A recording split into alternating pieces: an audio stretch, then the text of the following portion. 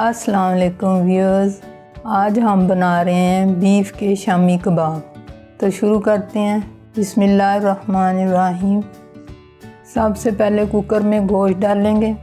आधा kilo beef का गोश्त लिया है बग़ैर हड्डी के।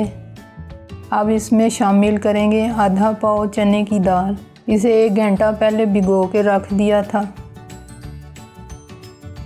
अब इसमें शामिल करेंगे 6 अदद लहसुन के जवे, 3 से 4 टुकड़े अदरक के शामिल करेंगे, 1 चम्मच सुरख पीसी मिर्च, 1 चम्मच नमक, आधा चम्मच हल्दी, 1 चम्मच पिसा धनिया, साबुत गरम मसाला,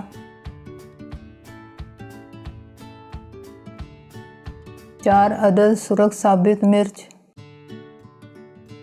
और अब इसमें शामिल करेंगे 4 गिलास पानी। अब इन सब को अच्छी तरह मिक्स करेंगे।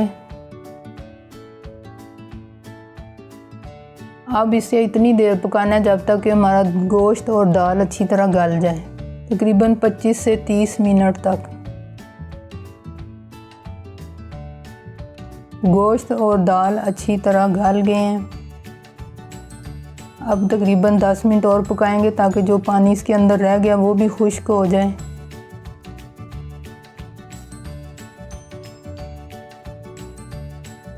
पानी खुश्क हो गया है। अब हम इसे ठंडा करने के लिए रख देंगे। जब ये ठंडा हो जाए तो आपके पास जो भी सहूलत मौजूद है आप उसमें इसको पीस लें और उसके बाद फिर हम इसके कबाब बनाएंगे। गोश्त और दाल को अच्छी तरह पीस लिए। अब इसके अंदर शामिल करेंगे सब्ज़ धनिया, थोड़े सारे पुदीने के पत्ते शामिल करेंगे, 1 सब्ज़ कटी मिर्च और 1 अंडा अच्छी तरह फेंट के शामिल करेंगे। अब इन सब चीज़ों को अच्छी तरह मिक्स करेंगे।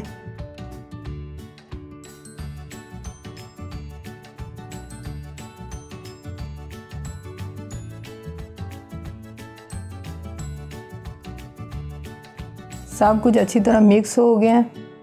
अब इसके कबाब बनाते हैं।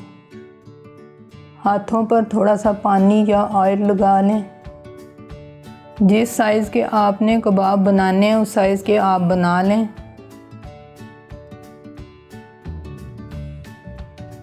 इस तरह गोल शेप दे लें।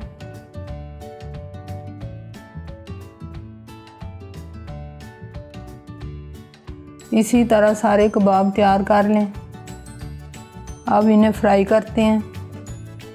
पैन में 2 चम्मच ऑयल डालेंगे। ऑयल गर्म हो गया है। अब इन्हें लो फ्लेम पे फ्राई करेंगे।